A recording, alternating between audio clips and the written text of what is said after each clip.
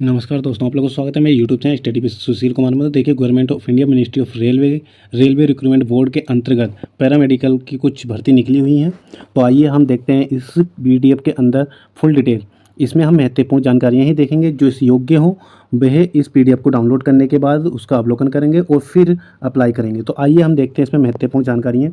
तो देखिए, अगर हम पोस्ट के नाम देखें तो ये दिया हुआ centralised implement notice CN number 04/2024 recruitment of various category of paramedical, यानी कि पैरामेडिकल के अंतर्गत ये भर्ती निकली हुई है, जिसकी ओपनिंग डेट 17/8/2024 से, यानी कि 17/8/2024 से ये भर्ती जो है ऑनलाइन स्टार्ट हो जाएगी और 16/9/2024 तक ये प्रक्रिया चलती रहेगी।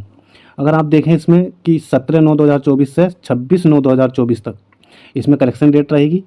कोई अगर आपको इसमें परिवर्तन करना हो तो आप इसमें कर सकते हैं। तो देखिए, अगर इसमें हम पदों के नाम देखें तो देखिए, डायटीशियन दिया हुआ, नर्सिंग सुपरिटेंडेंट, ऑडियोलॉजी, स्पीच और ये clinical psychologist, dental hygienist, dialysis technician, health and malaria inspector, laboratory superintendent, perfusionist. देखिए, बहुत सारी भर्तियां आप स्क्रीन पर देख पा रहे हैं। जैसे कि इसमें दिया हुआ है, देखिए इसमें पे स्केल के साथ जो है आपका पे स्केल दिया हुआ है और एज दी हुई है, किसके लिए कितनी एज है, और टोटल वैकेंसी दी हुई है। जैसे जो तुम्हारा डाइटेक्सियन के अंतर्गत है तुम्हारे 5 पद हैं, और नर्सिंग सुपरिटेंडेंट के अंतर्गत 713 पद हैं, ऑडियोलॉजिस्ट के 4 पद हैं, क्लिनिकल साइकोलॉजिस्ट के 7 पद हैं, डेंटल हाइजीनिस्ट के 3 पद हैं, डायलिसिस के 20 पद हैं, हेल्थ एंड मलेरिया इंस्पेक्टर के 126 पद हैं। तो इस तरह से आप स्क्रीन पर देख पा रहे हैं। फार्मेसी यानी कि ग्रेड, जो एंट्री ग्रेड है फार्मेसी के 246 पद हैं। तो सारे पद जोड़कर 1376 पदों पर यह भर्ती निकली हुई है। देखिए, जो व्यक्ति जो है इस कैटेगरी से कहीं से आते हैं तो वो इसमें अप्लाई करेंगे। इसकी योग्यता हम अभी देखते हैं, कितनी योग्यता इसमें दी हुई है, वो सबसे लास्ट में है। तो हम जो है इसमें महत्वपूर्ण चीज़ें ही देखेंगे सिर्फ। तो आइए हम अभी नीचे चलते रहते हैं इस पीडीएफ में, और जो महत्वपूर्ण जानकारी होगी उसको हम पढ़ते रहेंगे। और जो इसमें योग्य है वो इस पीडीएफ को डाउनलोड करने के बाद इसमें अब जो है आप अप्लाई कर सकते हैं। देखिए, हेल्पलाइन फॉर कैंडिडेट, अगर कैंडिडेट को ऑनलाइन करने में कोई परेशानी होती है तो देखिए 9592001188 पर आप जो है फ़ोन करके इसमें कोई भी समस्या का सलूशन ले सकते हैं। और वैकेंसी की अगर हम बात करें तो देखिए, आप इसमें अप्लाई करने के लिए आपका जो फिटनेस स्टैंडर्ड है वो दे रखा है कि जो फिजिकल फिट इन ऑल, यानी कि फिजिकल रूप से वो एकदम फिट होने चाहिए। और ये आई साइट है, यानी विजन स्टैंडर्ड के अंतर्गत देखा जाए तो 4 डायोप्टर से उसकी लेंस की क्षमता जो है कम ना हो। और इसमें अप्लाई करने के लिए भारत का नागरिक होना चाहिए। इस तरह से दिया हुआ। देखिए, एज लिमिट ये दी हुई है कि आपकी एज जो है वो 1/1/2025 से जो है आपके आयु की गणना की जाएगी। यदि आप SC ST के अंतर्गत आते हैं तो देखिए, जो एज है वो फर्स्ट उसमें आपने देख रखी थी, जहाँ पर पदों के नाम दे रखे थे वहाँ पर भी एज दे रखी है। आप वहाँ पर इस वीडियो को रोक के स्क्रीनशॉट लेकर देख सकते हैं। और यदि आपकी एज ओवर हो रही है तो SC ST अगर कैंडिडेट हो 5 साल का उसमें एज रिलैक्सेशन दिया जाएगा। OBC के लिए 3 इयर्स का है। इसके अलावा एक सर्विसमैन के लिए 3 इयर्स से। तो बहुत सारे इसमें देखिए रिलैक्सेशन दिए गए हैं। आप जिस कैटेगरी से हैं आप अपनी एज का रिलैक्सेशन देख सकते हैं। तो आइए हम आगे देखते हैं इसमें। अगर आप इसमें अप्लाई करना चाहते हैं तो यदि आप जो है SC ST या PWD वीमेन ट्रांसजेंडर इस तरह की कैटेगरी से आते हैं तो आपका 250 रुपये का शुल्क लगेगा, और जनरल OBC आदि के लिए आपका 500 रुपये का शुल्क इसमें अप्लाई के लिए लगेगा। अगर हम पेमेंट की बात करें तो UPI ऑनलाइन किसी भी तरह से आप इसमें पेमेंट कर सकते हैं। तो आइए EWS के लिए भी कुछ शर्तें हैं कि इसकी जो है आय कितनी होनी चाहिए, कितना स्क्वायर फीट का जो है आपका घर होना चाहिए, कितना जो है एरिया है, उस तरह से आपका जो है EWS का सर्टिफिकेट तो होना चाहिए।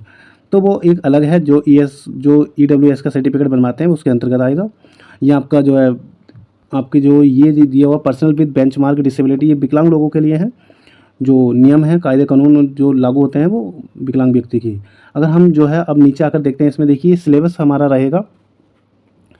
तो सिलेबस में देखिए सब्जेक्ट आपके जो प्रोफेशनल एबिलिटी है, जनरल अवेयरेंस है, जनरल अर्थमेटिक, यानी कि एक सिंपल पेपर है। और इसमें एक जो है प्रोफेशनल एबिलिटी, यानी कि कई तरह के अलग अलग ट्रेड है। नर्सिंग का अलग है, साइकोलॉजिस्ट का अलग है।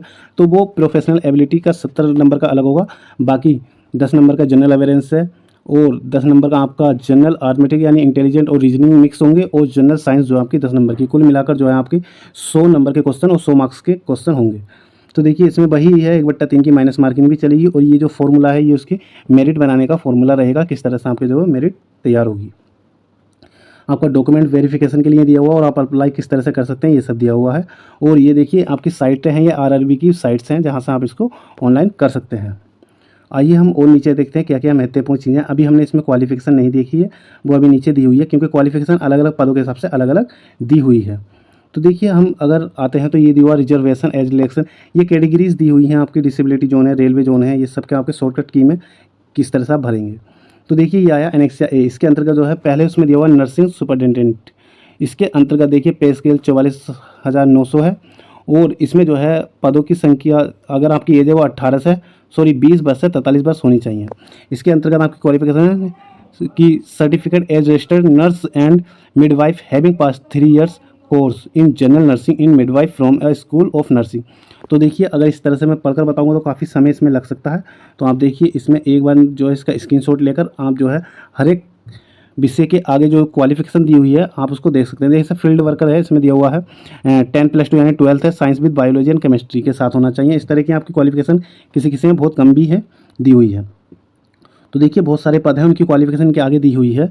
जैसे कि आपका हेल्थ एंड जो मलेरिया इंस्पेक्टर है, इसके लिए BSc having studied chemistry as main optional subject in any branch of chemistry while undertaking the course +1 year diploma of health sanitary inspector, यानी कि आपके पास 1 वर्ष का डिप्लोमा भी होना चाहिए और आपने BSc किया होना चाहिए, जिसमें केमिस्ट्री मेन सब्जेक्ट आपके पास होना चाहिए।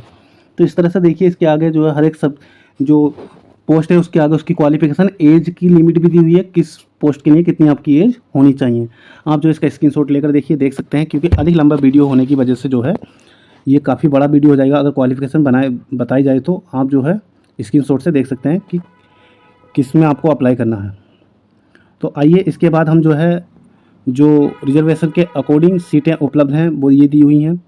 RRB wise, railway wise and post wise vacancy for all the notified posts ये दी हुई हैं।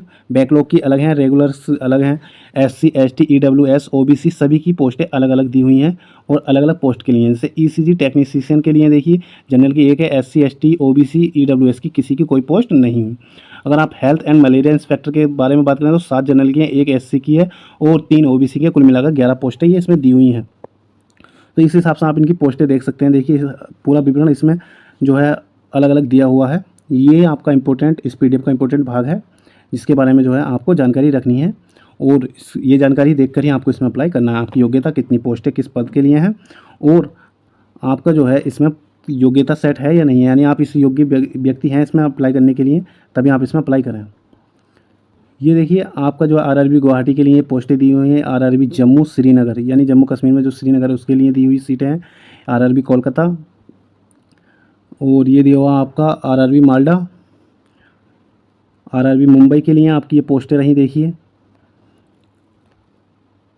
ये रहा आपका RRB मुजफ्फरनगर, इसका आप स्क्रीनशॉट लेकर देखिए देख सकते हैं, और RRB पटना दिया हुआ है, इसका जो है आप देख सकते हैं। RRB Ranchi, RRB Secunderabad, RRB Siliguri, तो इस हिसाब से जो आप देख सकते हैं। तो देखिए ये आपका जो है पोस्ट वाइज सिलेबस, ये आपका जो सिलेबस 70 नंबर का था प्रोफेशनल सिलेबस, उसका सिलेबस ये दिया हुआ है।